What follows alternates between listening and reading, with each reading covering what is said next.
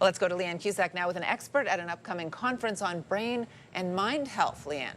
Patricia, viewers with family members dealing with brain or mind health challenges will be excited to learn of a University of Ottawa Brain and Mind Health virtual conference next Friday. It's called Tea Time with the Docs. It's bringing together leading experts and researchers. I'm thrilled to be moderating this very special event. Dr. Amy Hsu of the Briere Research Institute is one of the presenters. Dr. Hsu, it's a pleasure to share your current project on dementia with our viewers. So many families are dealing with this, and you have a new tool that's going to be launched in June. Tell us about that. That's right, Leanne. So, in fact, when we look at the research that has been done around dementia, what we see is that almost 40% of dementia cases could be avoided by what are called modifiable risk factors. So modifiable risk factors are things that we can change in our daily lives to actually help not only reduce our risk for dementia, but just improve our health in general. And these are some of the risk factors that we're focusing on in our personalized tool, which is a web-based calculator that's going to be implemented on projectbiglife.ca. You're welcome to take a look at our web platform right now. There are tons of other calculators out there that we have already developed that can help to improve your health. But this specific dementia calculator will help to identify things that you can do today. You don't have to be 50 or 60 or 70 to worry about dementia, but today you can start modifying your diet, helping you to exercise more, thinking about how your sleep and other factors influence your dementia risk. And all the great thing is that the results from the calculator is personalized to you as a user.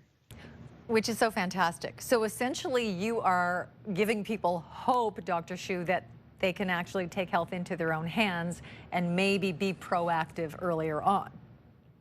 Definitely. And I think there's something that all of us, we just need these small nudges and reminders every day of exercising more.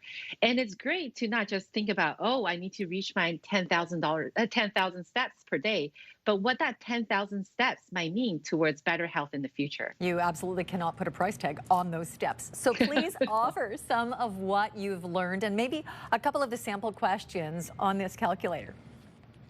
Right. So some of the questions, as I mentioned, are things related to activity. So we'll ask you, how often did you exercise and how many hours did you spend exercising in the past week?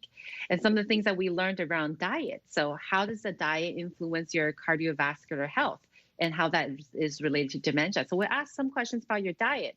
But of course, we also ask some questions about other health conditions that you might have, because we know about the linkage between cardiovascular risk factors, like whether you had a heart disease, whether you've had stroke in the past, and how that might be linked to dementia. So all of these risk factors are linked to your dementia risk and are included in the calculator.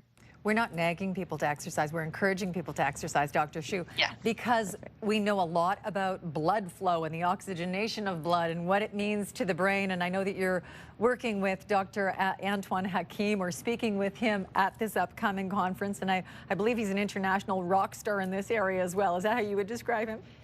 He is definitely the expert. He wrote the book on dementia risk prevention, so he's the expert on this topic. Well, we're really excited about the work that you are doing at the Briere Research Institute, and we're so glad that you're actually taking this online, locally, and so you're encouraging, I guess, whole families to get together to sort of look at the risk. Paint us a picture of what this calculator and where we can find it in the coming weeks, what exactly it is going to do for people as a tool.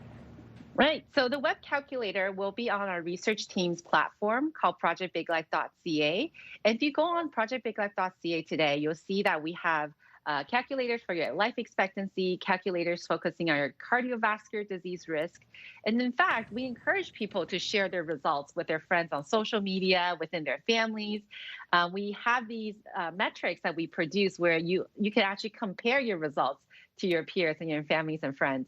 So it's helping to motivate conversations about how to reduce your risk and live a healthier lifestyle. And this may be a wonderful gift of a wake-up call to so many of us. And I recently heard someone involved in areas of research describe that we should no longer be saying lifespan. We should be using the term health span to describe an overall quality of life. We're so excited that you're going to be joining us at Tea Time with the Docs coming up next Friday, and we have information on the screen. Really appreciate your time, Dr. Xu. Thanks for having me.